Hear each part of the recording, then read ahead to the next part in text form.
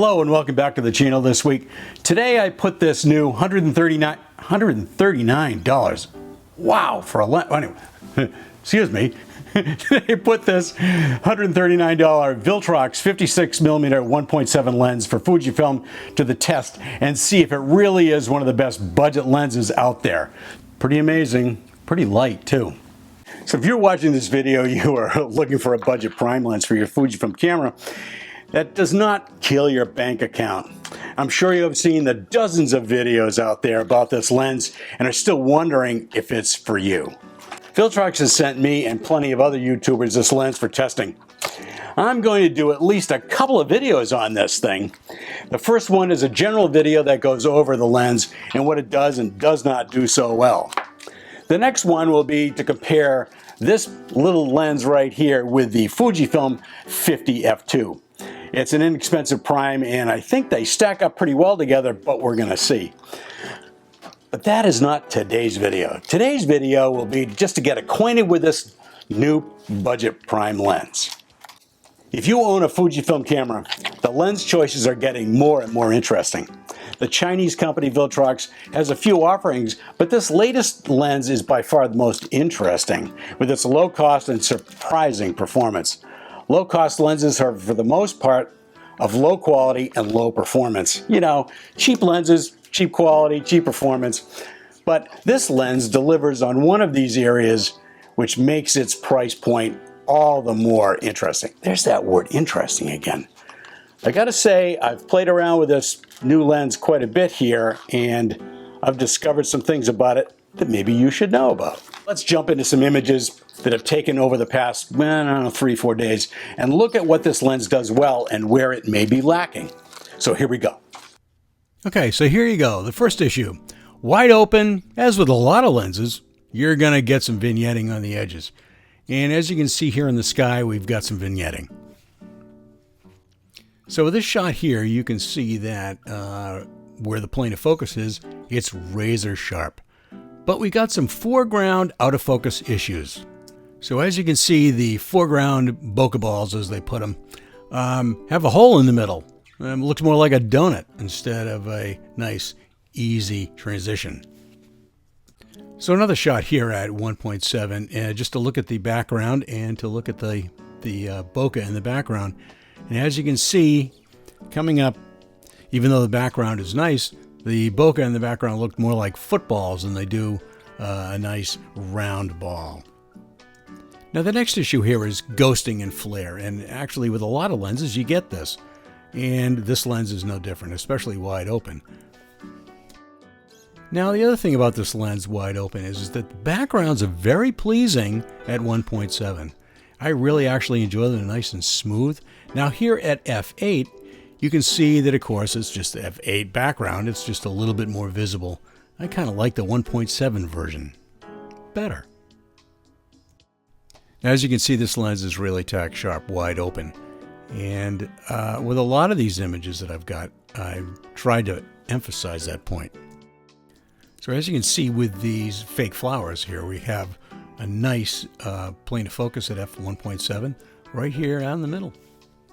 And then this shot of these peonies or whatever the heck these things are, it also is nice and sharp at 1.7. And then we go to the next image, which is at f8, and you can see, wow, how much more of this shot is in focus, and it's just absolutely beautiful at f8.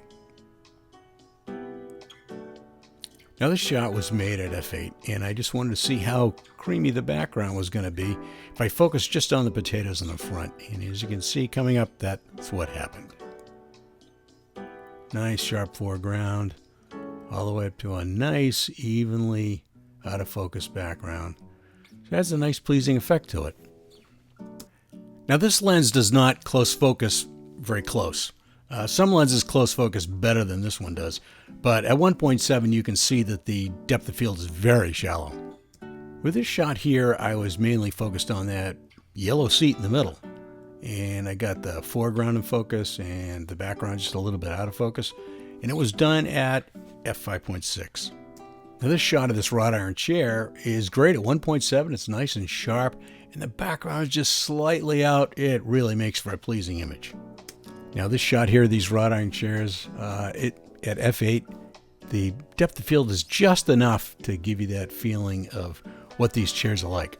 You can see this lens is pretty darn sharp.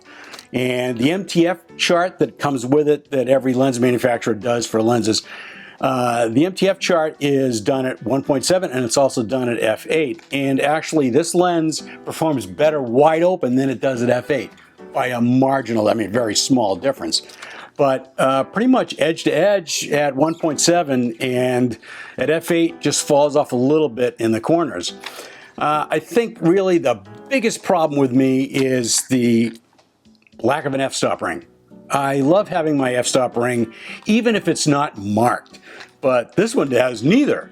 And the problem with that is that you have to manually adjust your exposure compensation here. You can't use the front dial here, which is what I usually use to do that. You use the front dial, like in my own old Canons, used to use the front dial for my f-stop and the back for my shutter speed. The other thing that's kind of a problem here is the fact that it's not weather sealed. But for $139, I would not expect it to be weather sealed. Yeah, what are you gonna do? The other thing is this really chintzy lens shade here. Now for an 85mm equivalent lens, you really need something that's out about here to cut down on any flare that's going to be going on, and actually to protect the element more, keep rain and snow or whatever it is out of there. This little tulip thing is not going to do that. But we're talking about a real low budget lens here, so what are you going to do? I mean, you have to have some allowances somewhere for that price point. So here are some other things that are pretty good about this lens. The motor in here is, the autofocus motor is really silent. And the autofocus performance, I gotta say, is not bad at all. Here's my other problem with this, and that is that this lens has a firmware upgrade here where you plug in a USB-C cable. But, I looked at the instructions and it kind of made sense, but I couldn't really figure out how to do it. So it was a little bit difficult to do. But that will upgrade the version of the AF software in here, which will make it a little bit better. One of the other YouTubers said that he was using it for video and it just really wasn't that great, the AF performance. But then he upgraded the firmware and it was much better. I've got a little video that, wide open that at 1.7 of my dog, and it's not really that sharp, so I don't really, but I didn't, I didn't have animal detection on. But the AF performance is quiet and it's fast. It's just maybe not as fast as it could be, but with firmware upgrades, it probably will be. So this is probably not the worst budget prime lens by Viltrox. Now most of their lenses right now are, they're under $500, somewhere in that range. And they're of varying quality. I hear there may be a new Air series of lightweight lenses, like this one right here, which may be a revelation, but could also be the loss leader series to get folks into more expensive Viltrox lenses to come. This is just speculation on my part, but it is typical tactic to flood the market with very inexpensive products to get folks into their system. If the products are very good, but the build quality is poor, it makes one wonder if it's really worth it to buy such inexpensive gear. That being said, for students and folks on a very low budget, it might be just the ticket for you. But be careful, just a little too much water or a slight bit of shock to one of these budget lenses and you could be buying another one, or you could be looking for some other lens. I mean, it's really what it comes down to. The build quality is not fantastic. It's really plastic fantastic is what it is. And what it comes down to is that the only metal piece I can see is right there. That's it. And of course the glass inside and the contacts and all that. But are you better off with this, or are you better off buying a 50 f2 by Fujifilm, which is weather sealed and used? You can find it for, maybe double this, $300, maybe somewhere around in that range.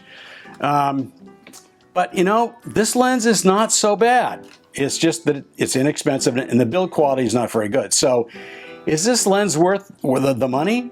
Well, yes, absolutely it is. Wide open, it's, you know, tack sharp, edge to edge. And at f8, it's just a little bit worse. So in real life photos, you're never going to tell the difference.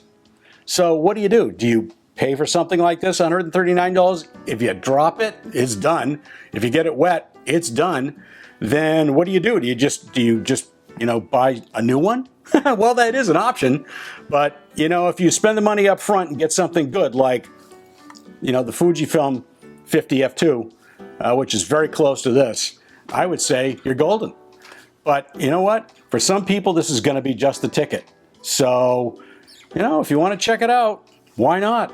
$139, you can't really go wrong. If you like today's video on this Viltrox 56 1.7, which, you know, it's not bad. Hey, $139, tack sharp, edge to edge at 1.7. You can't beat that. It's a great portrait lens. Hey, give me a like, subscribe, comment. That would be awesome. And if you wouldn't mind, check out capeandphototours.com. We got a great fall workshop coming up with Fuji ex-photographer Bill Fortney. And I know you like it. It's going up the Maine coast in the fall. It's wonderful. So check it out, capeandphototours.com. And that's it for this week. And remember, $139. Sorry. So that's it for this week. And remember, it's not what you photograph, it's how you photograph it. And we'll catch you next time.